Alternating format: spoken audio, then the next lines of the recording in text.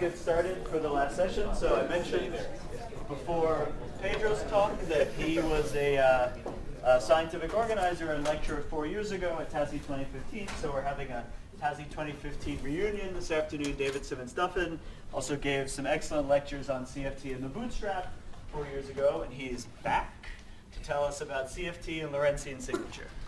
Okay, thanks. It's really a pleasure to be back here. I really enjoyed being at TASI last time, and so I'm sure this time will be just as fun. I turned off the ringer on my phone, so Greg isn't going to interrupt us anymore. These are lectures on Lorentzian CFT.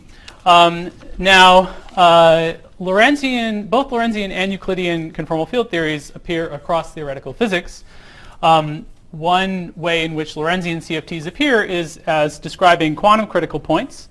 So these are systems with, they're quantum mechanical systems with one time direction and d-1 spatial directions. And in particular, the symmetry group of these systems includes the Lorentz group, SOD-1,1, and that's a subgroup of the larger Lorentzian conformal group, which we'll talk more about later. Meanwhile, Euclidean CFTs, one thing that they do is describe equilibrium statistical systems at criticality. They have d spatial directions, 0 time directions, and their symmetry group includes SOD, the rotation group in d dimensions. We, in principle, don't have to study these subjects separately because Euclidean and Lorentzian CFTs, and more generally quantum field theories, are related to each other by Wick rotation.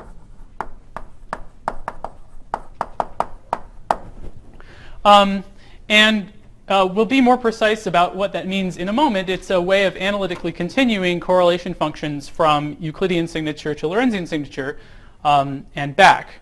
And so it means that the data of a Lorentzian CFT is in principle the same as the data of a Euclidean CFT. And so you might ask, why should I bother studying the theory in one setting or another setting? Now,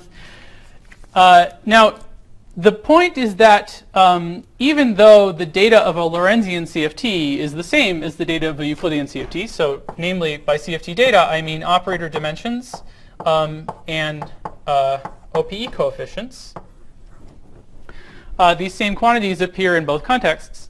But there are non-trivial observables that are very difficult to formulate in Euclidean signature, and also constraints that come from studying these observables that are deeply hidden in the Euclidean correlators. If you just study Euclidean correlators, it's very difficult to see these constraints and why they need to be there. But if you go to Lorentzian signature, everything suddenly becomes clear. We'll see how far we get in this course. But some examples that we're going to try to talk about are, first of all, unitarity bounds.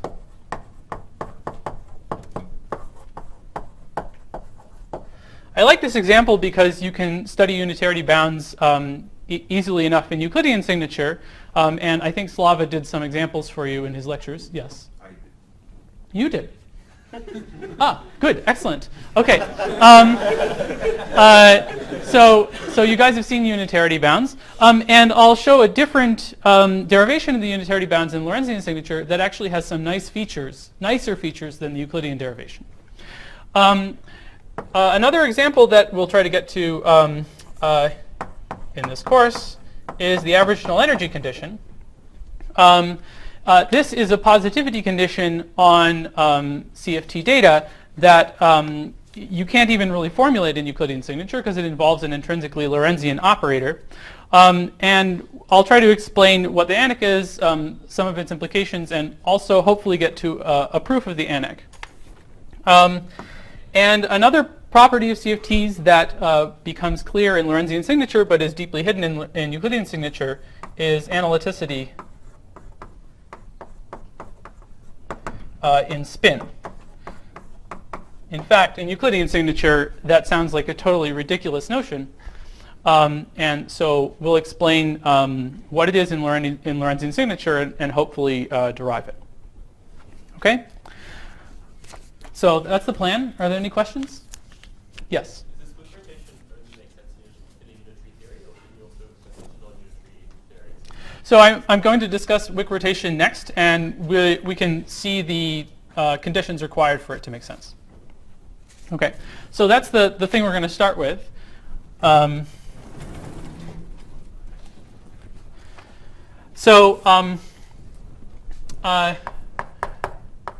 going to look at Euclidean versus Lorentzian correlators.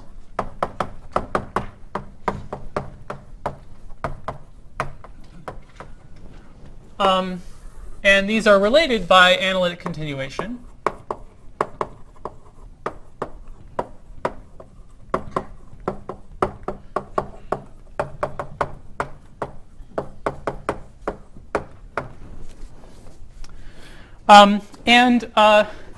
This analytic continuation, many properties of this relationship between Euclidean and Lorentzian correlators are easy to understand already in quantum mechanics. So we're going to think about, we're going to model a QFT, and I'm not going to use conformal symmetry for a while. We're just going to talk about a general QFT. We're going to model QFT as a quantum system with Hamiltonian H.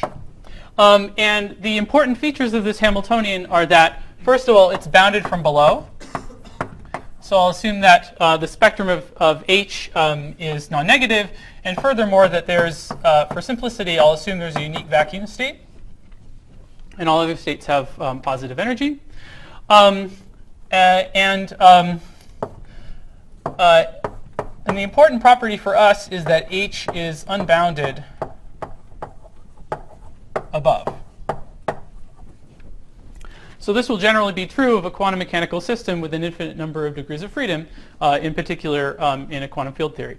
And we'll see that the fact that H is unbounded from above will force us to think about correlation functions in this theory as living in very specific domains, and will force us to move around singularities in a very particular way.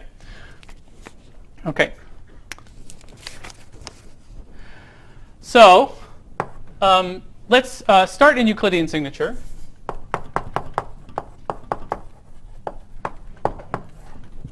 So in Euclidean signature, the time evolution operator is e to the minus tau times h. Okay, so tau is some Euclidean time. For the moment, we're going to take tau to be real. Because h is, the spectrum of h is positive, if we evolve for a positive amount of Euclidean time, then this operator causes exponential damping in time.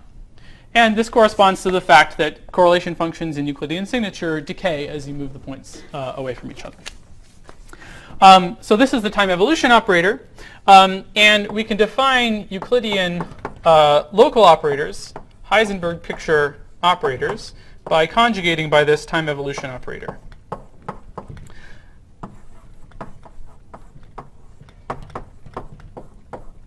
Okay, so I'm going to use the subscript e to indicate that we're in Euclidean time.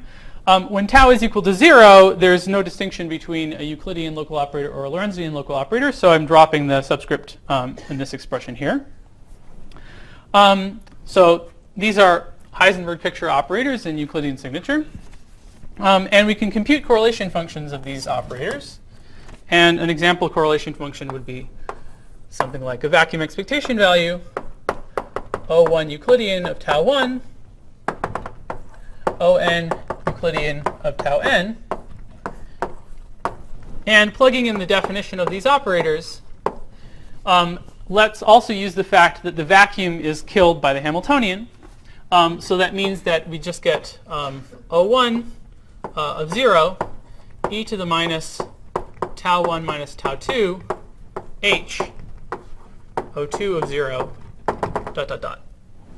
And the last term is On of 0 acting on the vacuum. If we like, we can be even more explicit and insert a complete set of energy eigenstates here.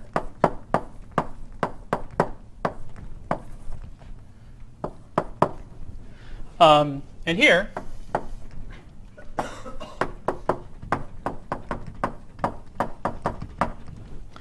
And then we get a sum over these psi's, over these energy eigenstates of some transition amplitudes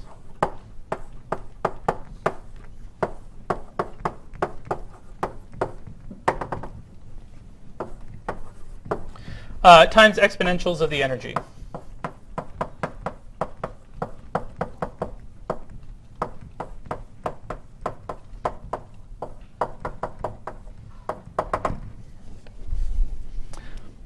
Okay, so here's our first key observation.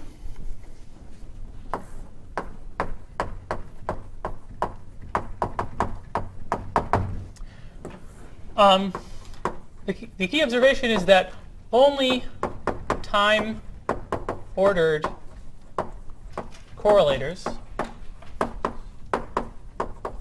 make sense in Euclidean signature.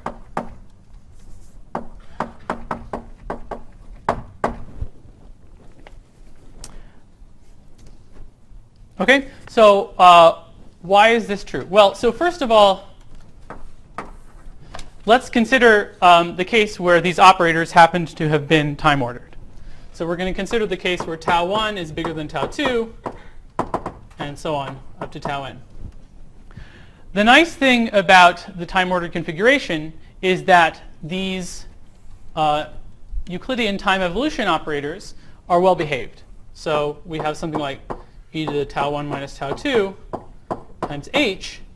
And if the times are in this order, then this factor is positive. And as I said before, this operator leads to exponential damping. And in particular, high energy states are exponentially damped.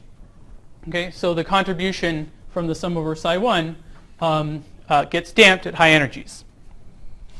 And this is crucial for getting the correlation function to converge, to actually make sense. The reason is that these transition amplitudes generically behave like powers of energy. So they behave like e to some power, where here e is the energy of the states involved in the transition amplitude. And as a consequence, if you have exponential suppression in energy, that's easily enough to overwhelm the behavior of these transition amplitudes. And consequently, the correlation function will be finite.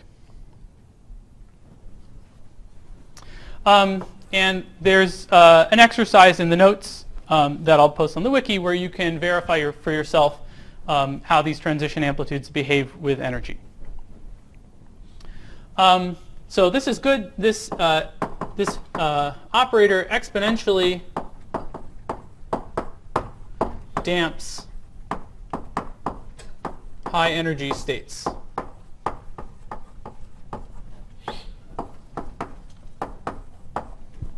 Okay, so that case is very nice.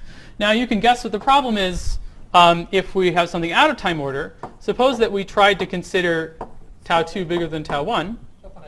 Why does it grow with energy in scale of 12? Doesn't it decay?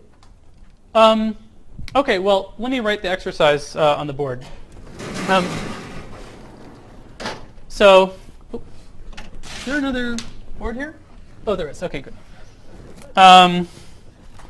All right. Okay, so the exercise is, let's consider a Euclidean two-point function.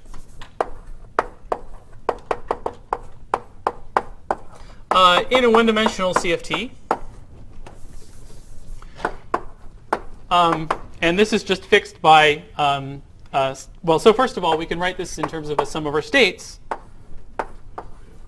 of some transition amplitude between the vacuum and that state squared times e to the minus tau times the energy of the state. Okay, this is just a special case of the formula that I wrote there. On the other hand, we know that this is 1 over tau to the 2 delta, where delta is the dimension of the operator. Okay, that's just fixed by dimensional analysis. And so the exercise is to compute the following density.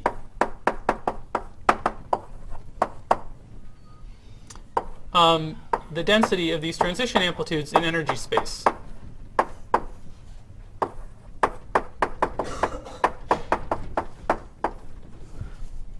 And show that this is indeed proportional to a power of energy. Essentially, the reason for this power of energy, and I'll just write the answer, so it's going to be like e to the 2 delta minus 1. The reason for this is because there's a power law singularity. So the fact that Euclidean correlators have power law singularities as local operators become close to each other translates into the statement that these transition amplitudes grow like a power law of the energy. Okay? So this is an exercise.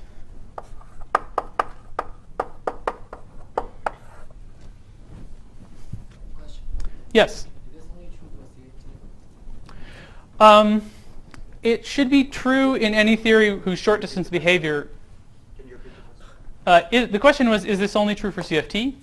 And the answer is, it should be true in any theory whose short distance behavior agrees with the CFT, or is sufficiently close to a CFT. So for example, it would be true in an asymptotically free theory. Okay, so that's the exercise. I'm going to cover up the exercise so I can keep writing. So we considered this case, and the point is that this operator exponentially damps high energy states, and that makes the correlator convergent. But if we now consider a case where we put the times in the wrong order, then this operator, this time evolution operator, is wildly unbounded. It leads to exponential enhancement of high energy states. And this exponential enhancement immediately leads to the correlator diverging.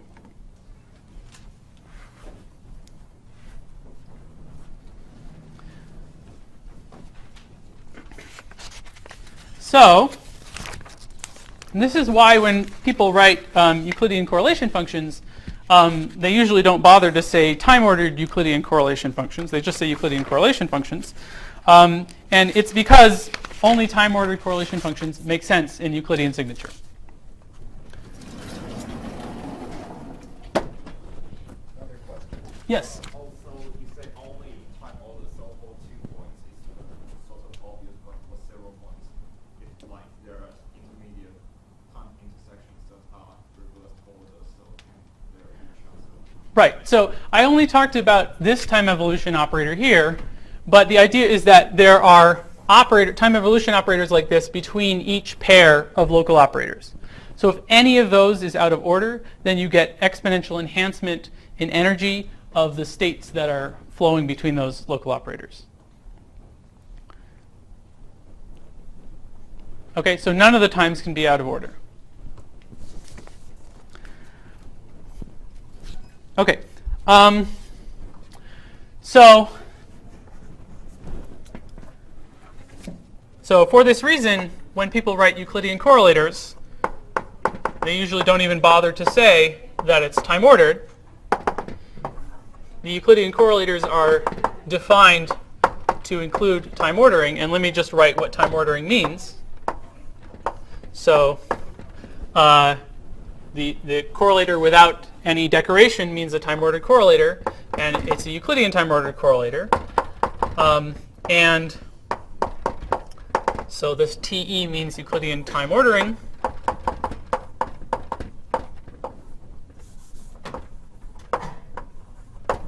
And what that actually means is that it's a sum of different functions for each ordering of the times. So there's the function that we just studied times a theta function that enforces that the times are in the correct order. And then plus permutations.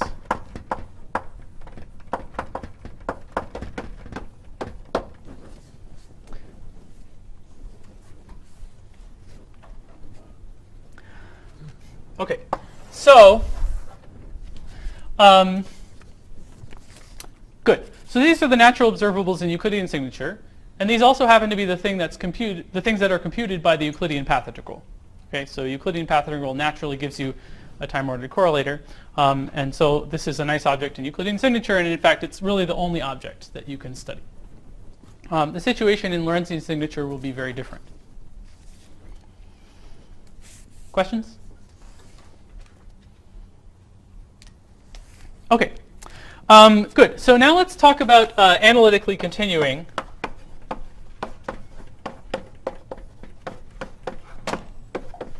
to complex times.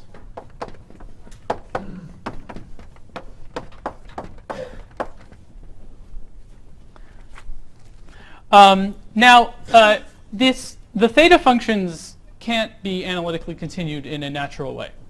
So instead, when I say analytically continue a Euclidean correlator, what I really mean is pick an ordering, pick the function associated to that ordering, and analytically continue that. Okay? So we're just going to talk about the function of these times, which is the one we've been studying so far.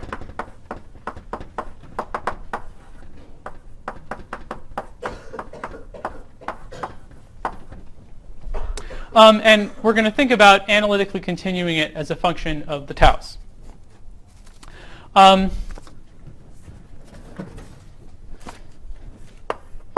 the claim is that this is a perfectly excellent thing to do. And in fact, f can be continued to a holomorphic function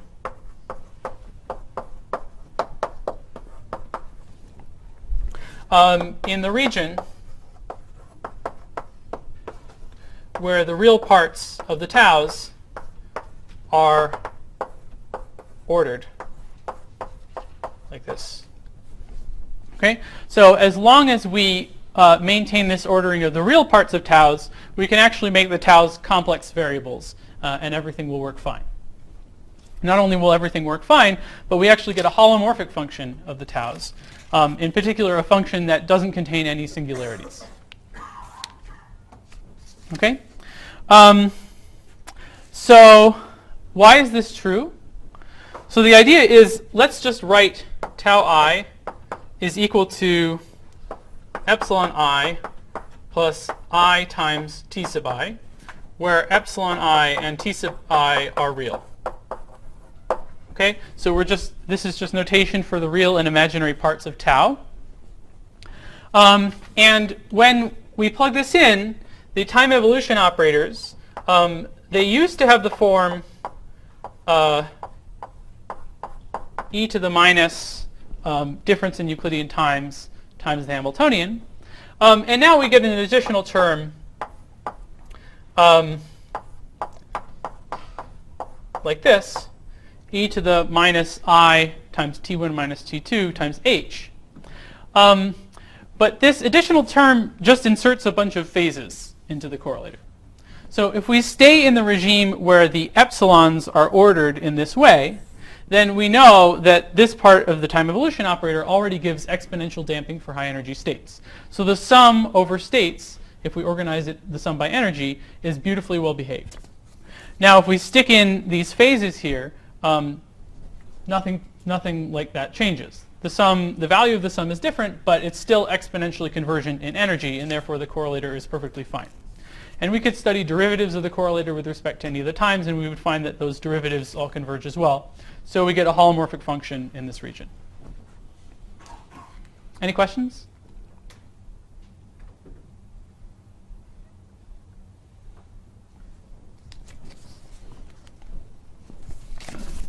Okay.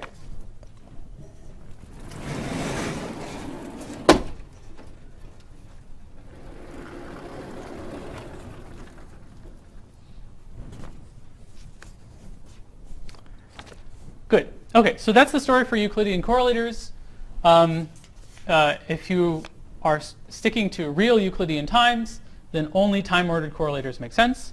However, if we fix an ordering, we can then analytically continue the resulting Euclidean correlator to complex Euclidean times, as long as we stay inside this nice region where the time evolution operators give exponential damping of high energy states. Yes?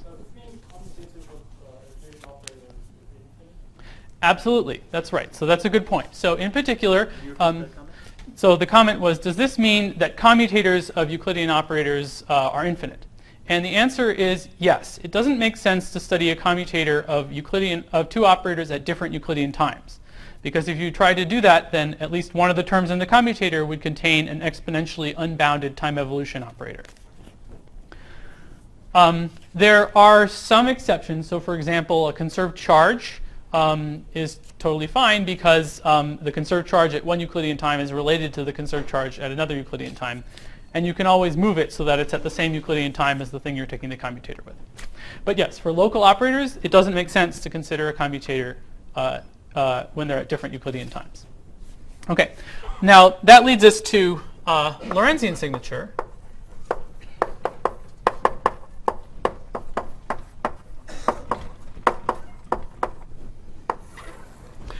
Where the situation is very different. Okay, so in particular, we'll be able to study commutators and all sorts of nice stuff like that. So in this case, the time evolution operator is e to the minus I t times h. And the Heisenberg picture operators in Lorentzian signature are just defined by conjugating by this time evolution operator.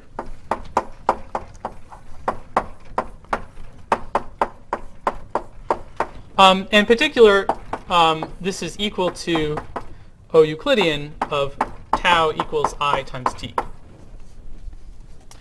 Now, it's easy to get confused by factors of I and -1 when you're in this business, but you should feel confident that there's a correct answer for all of those factors. And the correct answer is determined by following this recipe that we're following now. So where is the thing that breaks the symmetry between I and -I? It's this. It's the choice that Schrödinger made early in the 20th century to write the Schrödinger equation with I times d by dt instead of -I times d by dt. That choice fixed this to be the Lorentzian time evolution operator, and that in turn fixes this to be the relationship, the correct relationship between Lorentzian and Euclidean time. Okay? So there's only one correct way to Wick rotate, and you get it by writing down this equation. Okay, so these are our Lorentzian operators, and we can go ahead and study a correlation function of them. And the correlation function looks the same as what we had in the Euclidean case, except now, instead of these Euclidean time evolution operators between the local operators, we have Lorentzian time evolution operators.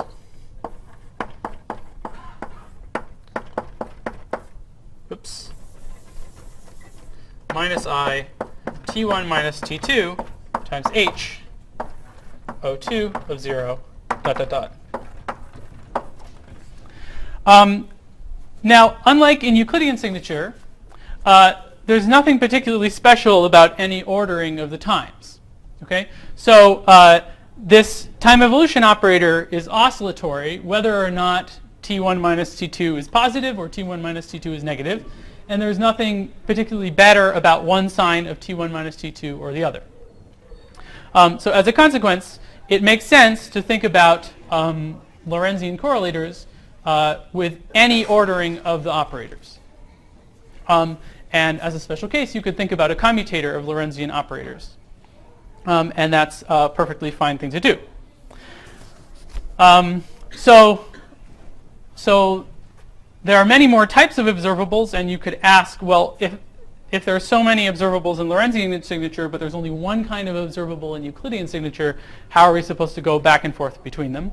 And that's one dictionary that we're going to work out in a second. But before explaining that, I want to mention an important consequence of the fact that the Lorentzian time evolution operator is oscillatory and not exponentially damping.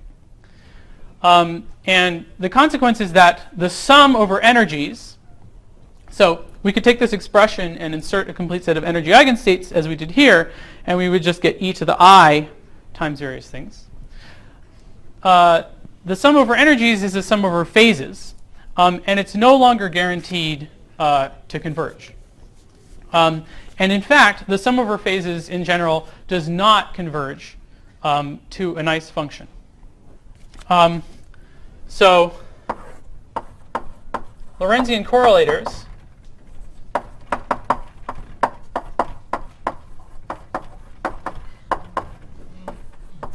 are not actually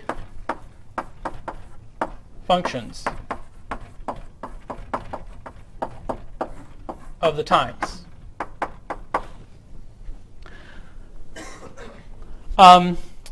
You need to do something to them to make the sum over high energy states converge before you get a well-defined object. And the thing that you can do is, so the thing that you need to do is smear the correlators against some test function. So the idea is that the high energy states are contributing rapidly oscillating phases, and the way to get the contributions of those phases to converge is to average them out a little bit. And if you integrate against a smooth function, then the more rapidly oscillating the phase is, the smaller the average will be, and therefore you'll turn the sum over energies into a convergent sum.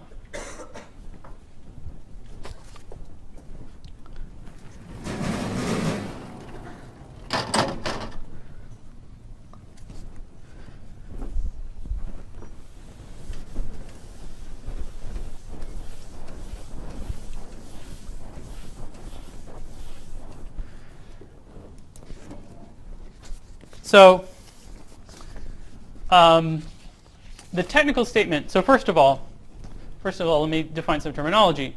So I said that you can consider Lorentzian correlators in any order you want. And if we fix an ordering, then this thing is generally called a Whiteman function.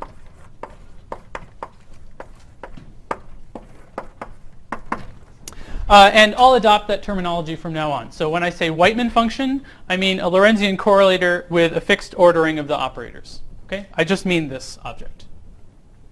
And having defined that terminology, I'm going to now explain why it's bad terminology. The correct statement is that Whiteman functions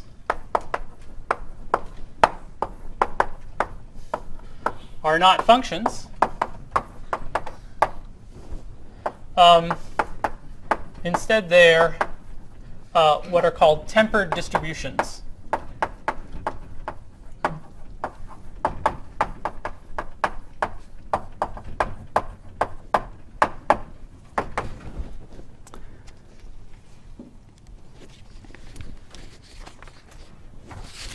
So let me define what that means. And the fact that Whiteman functions are tempered distributions is a really useful thing to know. Tempered distributions are actually much nicer objects than they might initially seem when I introduce them. And you can do some interesting things with Lorentzian correlators using the fact that they are tempered distributions. And one of them that we'll hopefully see later in this lecture is derive the unitarity bounds in a really beautiful way. Okay, so let me explain what a tempered distribution is. So first of all, a distribution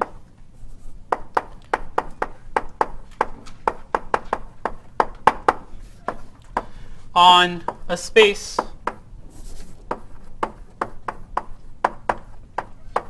of functions, curly f, is a continuous linear map to the complex numbers. So if we have a distribution T, then it maps this space of functions to the complex numbers. T is linear, and the word continuous means that if we have a convergent sequence of functions, f1, f2, dot, dot, dot, then the sequence of numbers, t of f1, t of f2, dot, dot, dot, is convergent.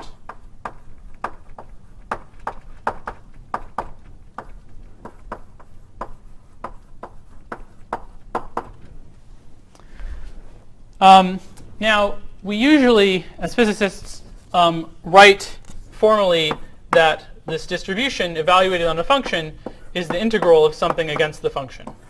So integral dx from minus infinity to infinity, I guess I'm using t as my variable, f of t times capital T of t.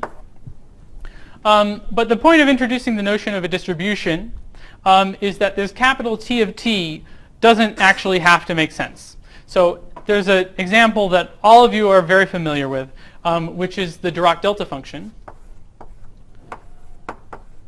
So we could have T of t is a Dirac delta function of t minus t naught.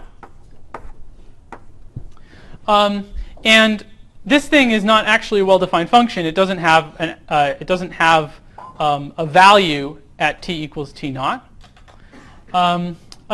Instead, it's really defined by saying what its pairing is with a test function.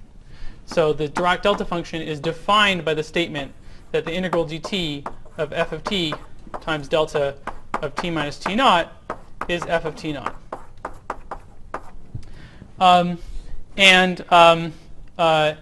This linear map from the space of functions to complex numbers is continuous and linear, and so it satisfies the conditions that we need to have a distribution.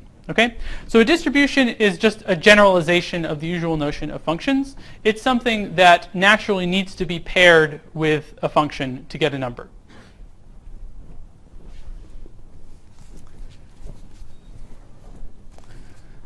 So when we are talking about a space of distributions, we have to say what space of functions they act on. And depending on the types of functions they act on, we get different spaces of distributions. And the space of distributions that's appropriate for Lorentzian correlators, if we ask that question, the answer to the question depends on sort of how bad the oscillatory phases are in Lorentzian correlators. Okay? Depending on what the oscillatory phases are like, we may have to integrate against nicer and nicer test functions to get something finite. So the claim is that the right test function for quantum field theory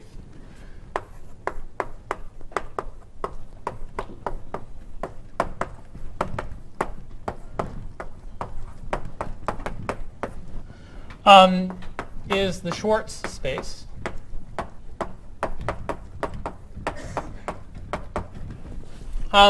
And Schwartz functions are basically functions that are as nice as you could possibly ask for. So the definition of a Schwartz function is, so I'll call the Schwartz space fancy S. A function is in the Schwartz space if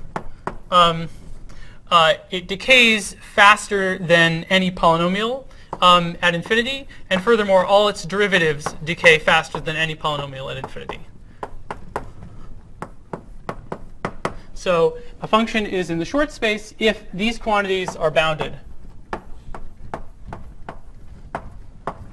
for all m and n greater than or equal to 0. Okay? So they can't have singularities, because if they had singularities, then the derivatives of those singularities would lead to something unbounded. So they're beautifully smooth and they decay to infinity.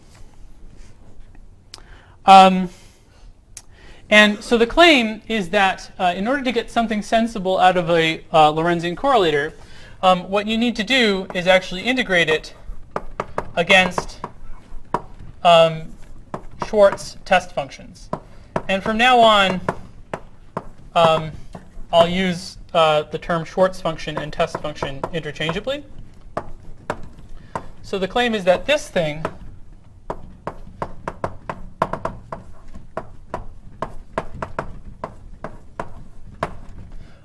is well defined.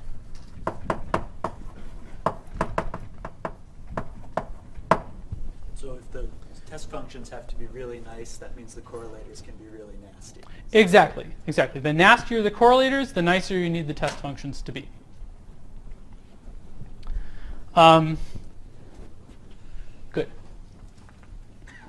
Any questions?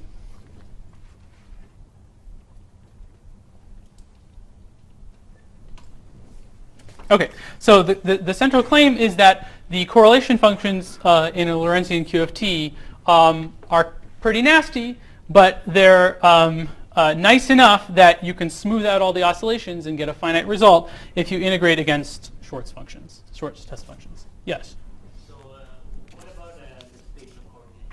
In principle, the coordinates are functions of spatial potential with the average or evaluated distribution in a Schwartz function that also depends on that. Right, that's a great question. So I'm Can you just... repeat the question?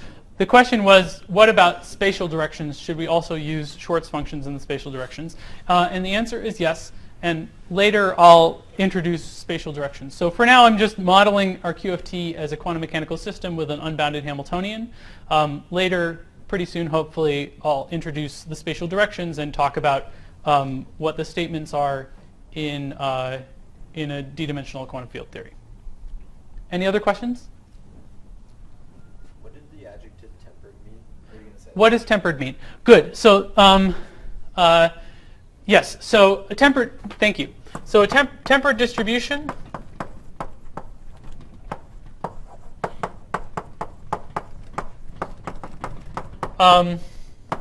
is a distribution on the Schwartz space.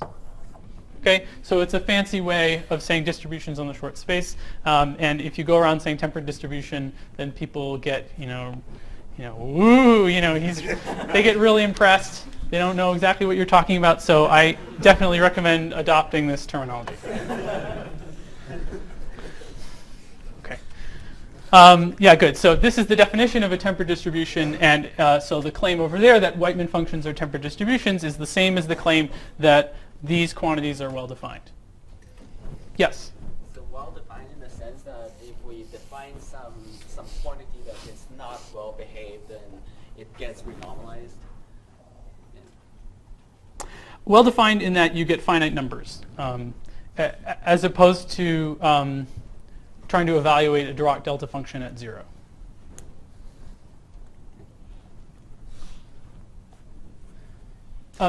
In fact, I should say, not only are they well-defined, but if you have a sequence, a convergent sequence of test functions, then the sequence you get by doing this integral will converge as well. So that's an important part of the definition of a distribution. So not only do you get finite numbers, but the finite numbers behave nicely as you change the test function. Yeah?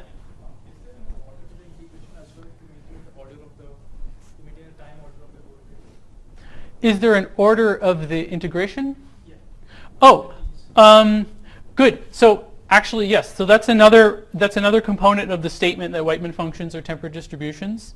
The general statement is that actually I don't even have to pick a function that factors into different test functions. I can pick a general function of the times, and the claim is that the integral is convergent for a general function of the times. It doesn't matter what order you did the integrals in. Yes? So if we smear the correlator by the test function, how should we connect it with the physical meaning, actually? Because we Great. artificially introduced the test functions. Good. So let's see. Let me make some. Well, I'll make some comments about that. So actually, can I wait to answer that question for a little later? Yeah. So you might think that this smearing thing doesn't look like a great idea because we just took our observables and we introduced a dependence on a giant space of test functions, and why on earth would we do that? The answer depends on the physical situation, and I'll make some comments about that later. Other questions? A Gaussian is a Schwartz function, right? Absolutely. A Gaussian is... The Gaussian around HT1. That's right. Yes. That's right. Gaussians are beautiful Schwartz functions. Okay. Good. So, okay. So why are Lorentzian correlators tempered distributions? I want to give you a quick argument in the case of a one-dimensional theory. I won't prove it in the case of a d-dimensional theory. For that, I'm going to have to quote the Osterwalder-Schrader reconstruction theorem. But I want to do this. I'll give you an argument in one dimension. And in part, this argument will show, I hope it will give a hint of some of the nice properties of these Lorentzian correlators. Okay? So, and also in order to state the argument, we have to finish the dictionary between Euclidean and Lorentzian correlators.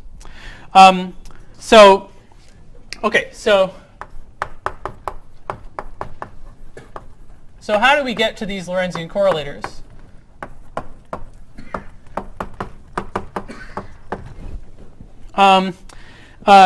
The idea is, so remember that we had these Euclidean correlators that were holomorphic functions of their arguments in some nice region. So we could study this Euclidean correlation function.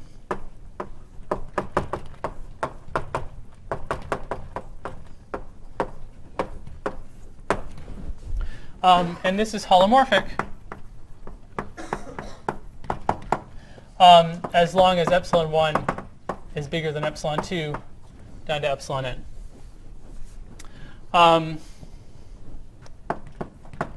Now, the way to get a Whiteman function from this thing is to just, so we want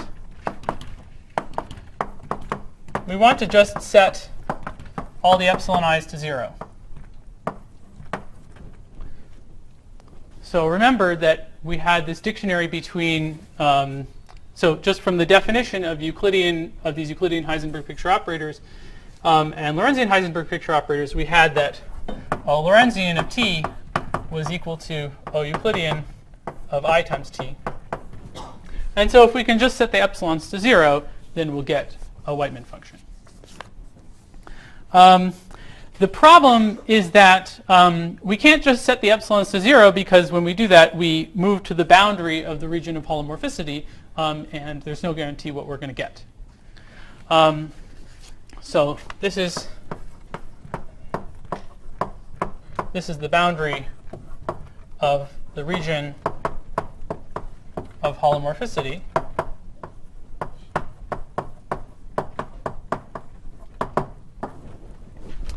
And the answer is that when we set the epsilons to 0, we do not get a function. Instead, we get a tempered distribution.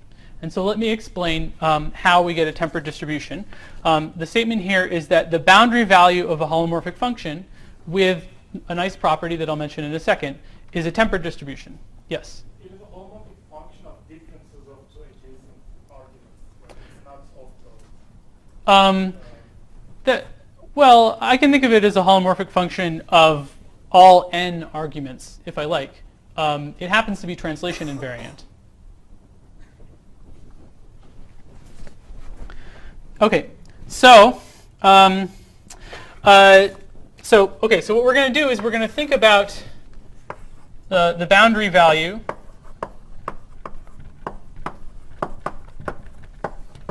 of a holomorphic function in one variable. So we'll just do this as an example. Boundary value of a holomorphic function of one variable. And let's assume that as we approach the boundary of the region of holomorphicity, this function has at most a power law divergence. So I'll assume that as epsilon goes to 0, this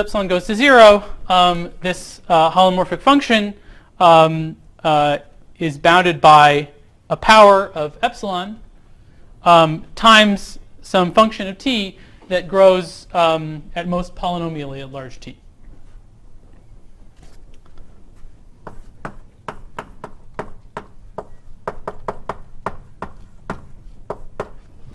Okay.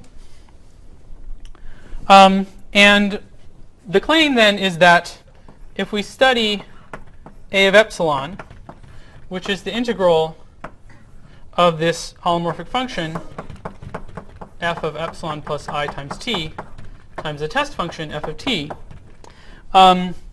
then A of epsilon has a beautifully finite limit as epsilon goes to 0.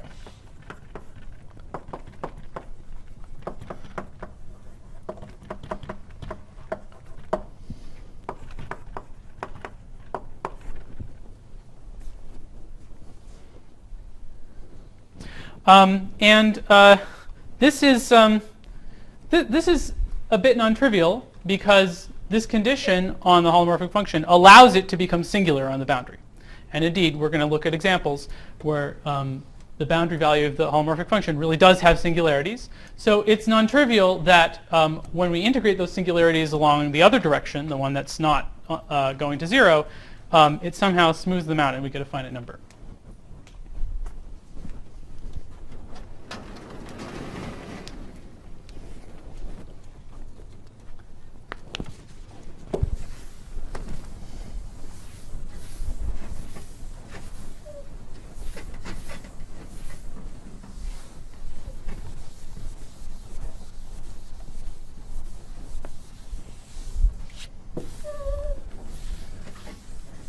And the argument for this is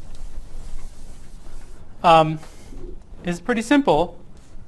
Let's just look at derivatives of A of epsilon. So by this I mean the nth derivative with respect to epsilon of A of epsilon. This is an integral from minus infinity to infinity dt. Derivative with respect to epsilon, which we can write as a derivative with respect to t.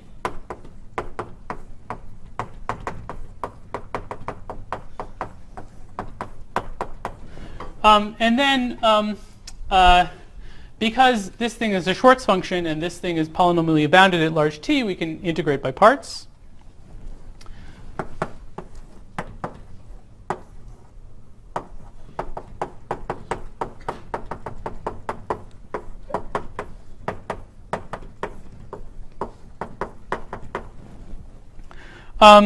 And now we can use our bound on the behavior of f as epsilon goes to 0 to say that the absolute value of this quantity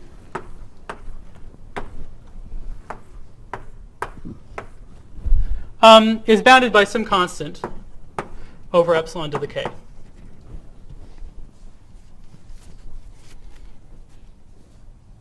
Where that constant is given by integrating this function p of t against these derivatives of f of t. Now the key point is that this bound on the derivatives of A of epsilon is independent of how many derivatives we take. And this means that A of epsilon cannot have a singularity as epsilon goes to 0. Because if it had a singularity as epsilon goes to 0, as we took more and more derivatives of that singularity, we would get a stronger and stronger singularity, and we would eventually violate this bound. Another way to say that is that we can decrease the derivative order by integrating. So we could look at a n minus 1 of epsilon, and this is a n minus 1 of some epsilon naught plus the integral from epsilon naught to epsilon of a n of epsilon, the epsilon. And this is bounded by the integral of this, but the integral of this only has a 1 over epsilon to the k minus 1 divergence.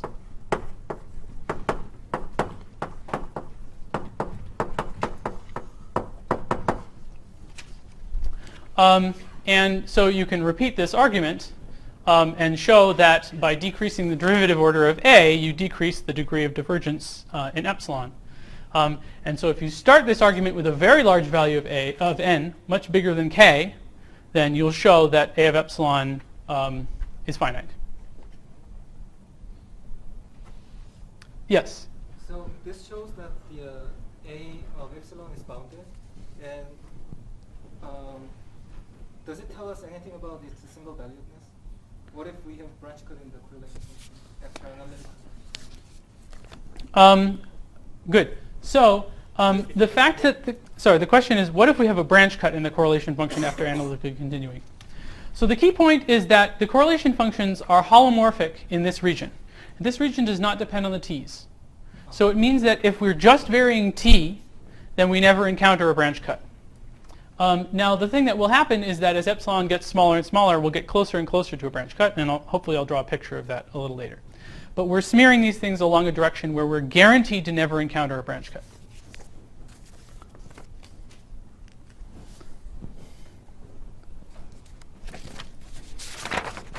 Okay. So that's the argument, and I think it's much more instructive to look, well, hopefully equally instructive to look at an example.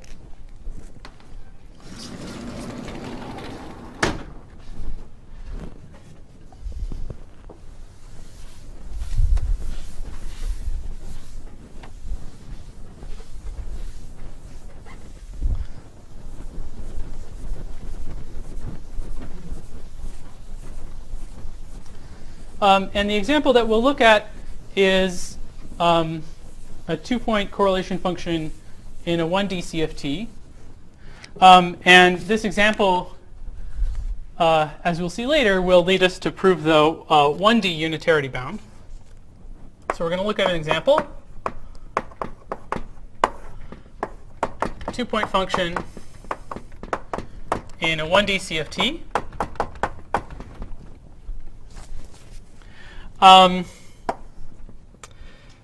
So this is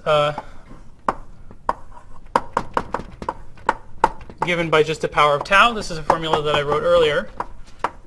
It's fixed by dimensional analysis to be 1 over tau to the 2 delta, where delta is the dimension of O. And so the corresponding Whiteman function is a boundary value of this holomorphic function. So what that means in this case is that OL of t, OL of 0 is the limit as epsilon goes to 0 of what you get when you evaluate this thing at epsilon plus it. So epsilon plus it to the 2 delta. And what this limit really means is something that was made clear in this exercise. This is really a limit in the sense of distributions.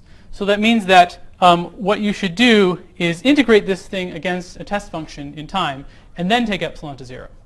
And that defines a distribution. Okay? And that's really the meaning of this expression. And indeed, whenever anyone uses the I epsilon prescription in quantum field theory, that's the meaning of the I epsilon prescription. Okay? You start with epsilon finite, compute everything that you want to compute, then you take epsilon to 0. Okay, good. So the claim is that this thing is a tempered distribution, and that actually might seem kind of crazy because as epsilon goes to 0, this thing has a terrible, horrible singularity. Let's imagine that delta is 10 to the 10 to the 10 to the 90. Then there's a really, really bad singularity in this thing at t equals 0 as epsilon goes to 0. And it's really surprising that you get a finite result when you integrate it against the test function. Okay? So you want delta to be that large but not an integer? No, it's fine if it's an integer. Yeah, okay, sure.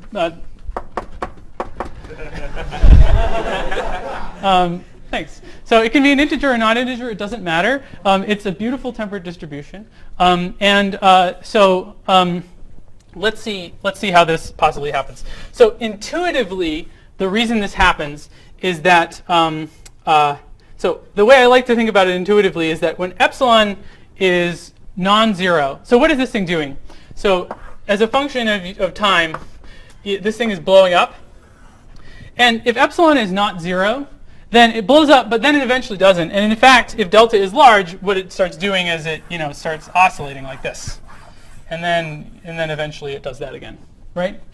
So that's what you would get if your version of Mathematica had a graphics bug and you tried to plot this function for delta equals 3/2 or something like that. Okay, So it's very oscillatory. So there, maybe it's not so surprising that the integral of this thing is actually finite, even though there's a divergence. And as epsilon goes to 0, these oscillations are in a smaller and smaller regime, but somehow they still define a good distribution. Okay, so you shouldn't think of it as just being infinite at 0. You should think of it as having some structure at 0. And that structure is really important for getting a well-defined distribution. But let's see this more clearly. And the way to really make clear why this is a good tempered distribution is to look at its Fourier transform. So the Fourier transform has a famous property that it takes Schwartz functions to Schwartz functions. So, for example, the first example of a Fourier transform that you ever compute is the Fourier transform of Gaussian, and that's a Gaussian. Okay. So Fourier transform takes Schwartz functions to Schwartz functions, and this allows one to define the Fourier transform of a tempered distribution. This is a really cool idea. The idea is that the Fourier transform of a tempered distribution is just defined by Fourier transforming the argument of the tempered distribution. And this is just a generalization of the usual formula that the integral from minus infinity to infinity dt of f of t times the Fourier transform of some function is equal to the integral where the Fourier transform is swapped. So integral minus infinity to infinity d omega Fourier transform of f of omega g of omega. Okay? So that's a natural property of Fourier transforms on functions, and we can use that to define what it means to Fourier transform a tempered distribution. So let's look at the Fourier transform of this tempered distribution. And when we look at it, we'll see very clearly why it has a nice integral against any Schwartz function.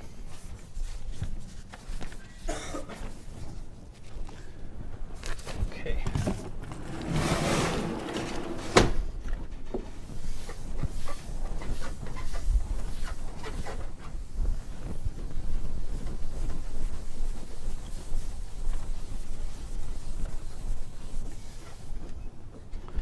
Okay, so what we would like to do is compute the limit as epsilon goes to 0. Remember, the limit as epsilon goes to 0 is always outside of whatever computation you're doing, because that's the definition of this thing as a distribution. And then we're Fourier transforming it 1 over epsilon plus it to the 2 delta. And so what is the structure of this integral?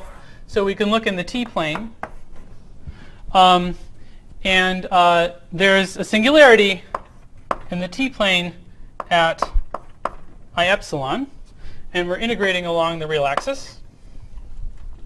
And you can see that, so let's suppose that omega is negative.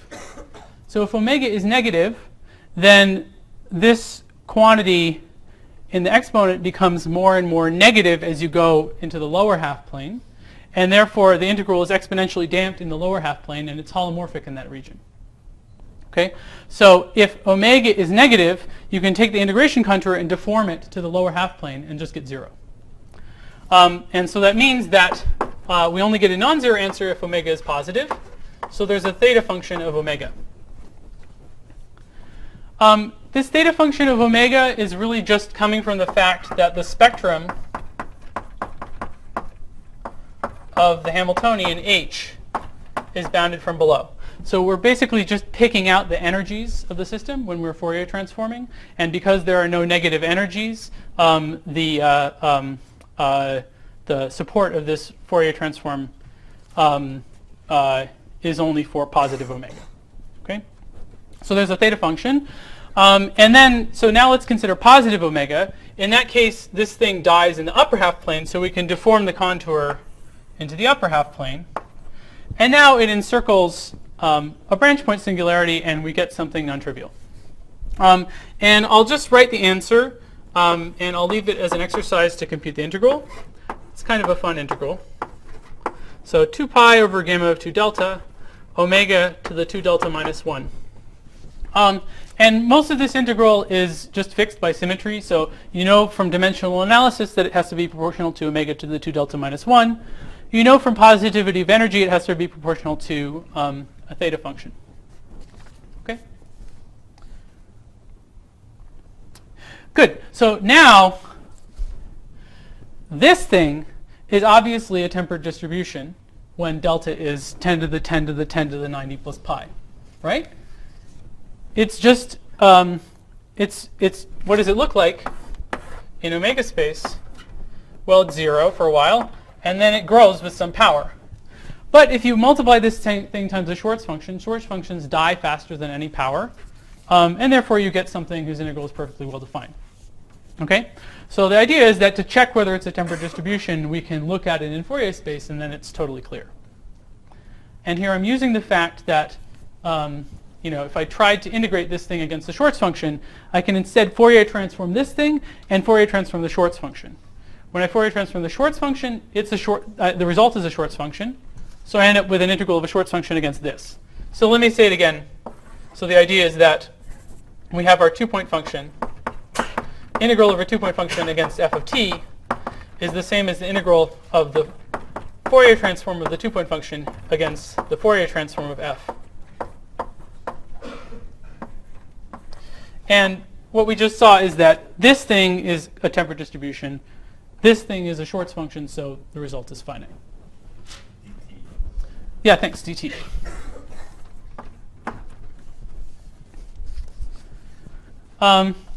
And actually, this example is kind of cute. So you can say, so clearly this thing is a Schwartz function. Sorry.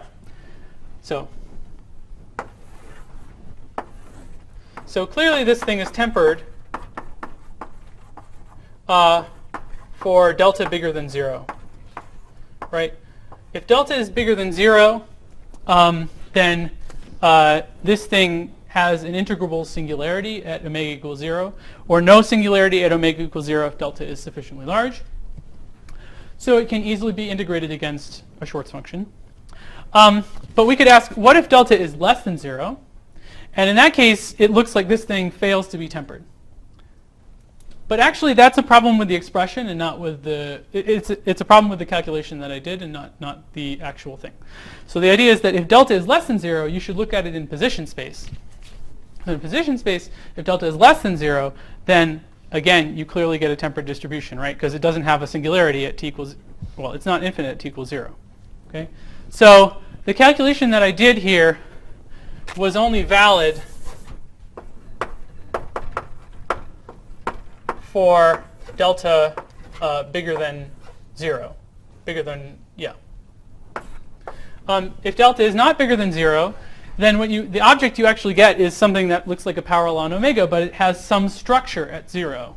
That structure is responsible for it having a finite integral against the Schwartz function. And to reveal the nature of that structure, you should go back to position space where it's very clear.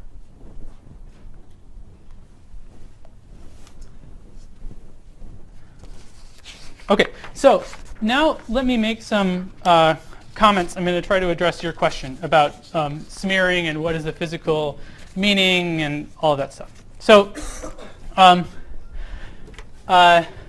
this smearing is kind of funny because it introduces these functions, these test functions. And in particular, if you know something about Euclidean CFT, it might make you very uneasy. And it definitely made me uneasy for a long time. And the reason is that in Euclidean signature,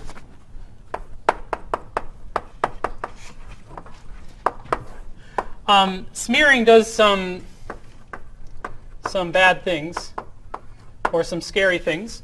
So one thing that it does is it necessarily involves changing operator orderings.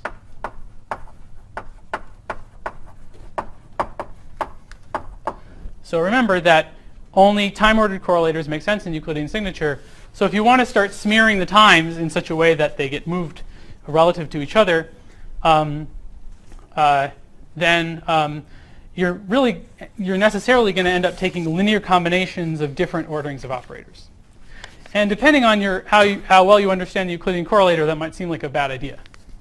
Another thing that it does is it moves you. It can move. A related thing is that the smearing can move outside of the regime of OPE convergence.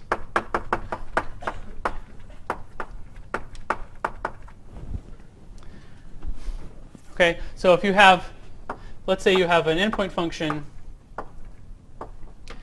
and you have two operators in the middle and you're studying this endpoint function, and the best thing you know about the endpoint function is how to take the OPE between these two operators. But then suppose you want to start smearing them and your smearing function has some overlap with the region where this operator moves outside here. Then the OPE between these two guys becomes invalid.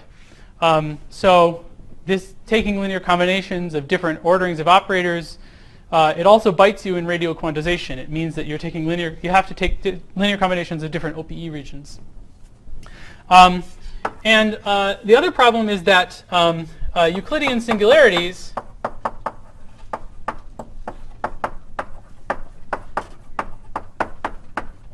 are scary. By which I mean they're not integrable in general. Okay, they're of the form 1 over tau, 1 over absolute value of tau to the 2 delta. And there's no structure at tau equals 0 that's going to save you when you try to integrate this thing against a test function. The only thing you can do is integrate this thing against a function that decays sufficiently quickly as tau goes to 0. And how quickly the function has to decay depends on which correlator you look at. Right? If you're looking at correlators of operators of dimension 10 to the 10 to the 10 to the 90 plus pi, you need even nicer test functions. So it kind of looks like a thicket, like something you don't really want to mess with. It doesn't seem like a great idea. And a related thing is that one particular type of smearing is Fourier analysis.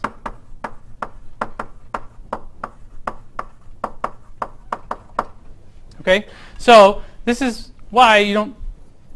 So you have to be careful if you do Fourier analysis in Euclidean signature with a reflection positive CFT.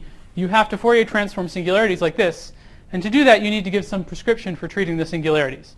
And the correct prescription might depend on the physical situation. Okay, so it's not something that you can't do.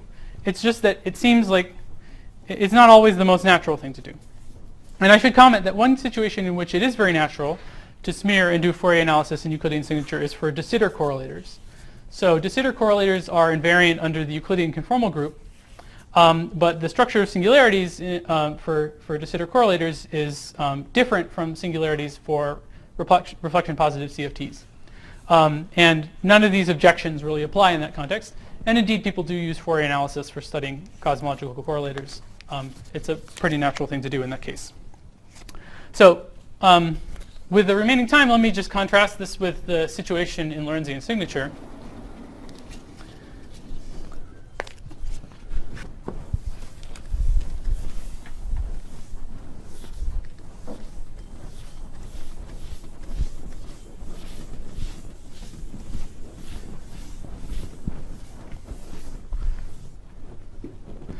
So in Lorentzian signature,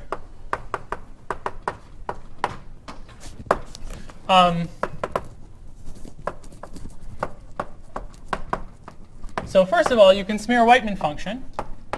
So it doesn't involve changing orderings at all. As we'll see later, it doesn't move you, doesn't always move outside of OPE regions.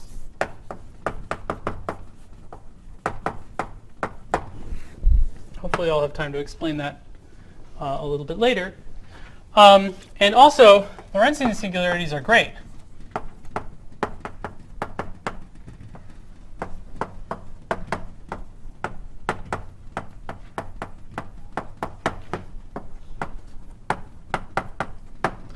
even if they are singular, even if they look horribly unbounded, the I epsilon prescription will always save you. It always gives you a tempered distribution. You can integrate it against a Schwartz function and get a finite number.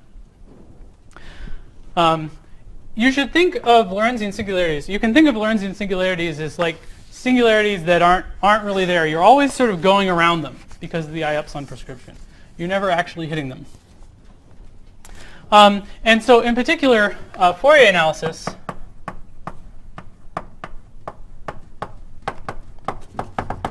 can be a good idea in Lorentzian signature. It involves smearing along these Lorentzian time directions, but the Lorentzian time directions are directions along which the correlator is guaranteed to be holomorphic, and nothing bad is going to happen. And whether it's a good idea to do Fourier analysis or not depends on the symmetries of the problem. And we'll do an example in a little bit where indeed it plays beautifully with the symmetries, and Fourier space is a really nice way to look at a correlator. Just so you know, David, we're about 1 minute over. 1 minute over. Okay. Good. So, wrap up. Okay. I guess I will stop there then and continue next time. Thanks.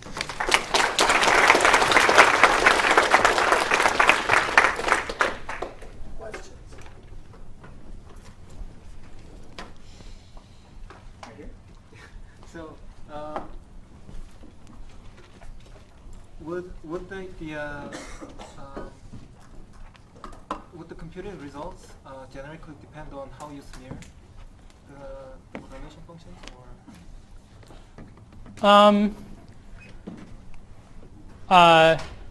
What do you mean by how you smear? Could you repeat the question? Yeah. I mean, The question is, do the results depend on how you smear? Yeah. So what do you mean by how you smear? So if you use different test function, what different smearing function, would the results be different? If you use a different smearing function, would the results be different? Yeah, the numbers you would get would be different. I Yeah, see. that's right. In that case, is there like a canonical choice or a natural choice? Not necessarily, no. It depends on the problem. Uh-huh. I guess I want to put the emphasis not so much on the smearing functions. You know, these smearing functions are nice, these smearing functions are not, but on the type of objects that Lorentzian correlators are. The objects that they are tempered distributions. Yeah. Are these results valid both in perturbation theory and That's a great question. The question was, are the results valid both in perturbation theory and non-perturbatively? I think that the answer is yes. Although the way in which you do perturbation theory for a tempered distribution, you might have to be careful if you're doing perturbation theory near a singularity. I'm not sure what the general statement is, but I think that it should be okay. The idea would be that you can do perturbation theory at finite epsilon. So you give everything non-zero Euclidean times, and do your perturbation theory, and then later take epsilon to 0. And I think when the epsilons are non-zero, well, it depends on the observable whether perturbation theory works. But if you're looking at an observable where perturbation theory works, or if you're resumming perturbation theory appropriately, then it should work well at finite epsilon. And then when you take the epsilons to 0, you should get reasonable results. But I don't know the fully general statement. Yeah. So in this part where you said delta should be positive, so that the Fourier transform is either regular or has an individual singularity, is this what would become the unitarity bound if we did this with more work at higher dimensions? Absolutely. So that's what I was going to do next. So the unitarity bound, so the 2-point function is a tempered distribution no matter what value of delta it is. So you can see that in Fourier space when delta is bigger than 0. You see it in position space, I covered it up, when delta is less than 1.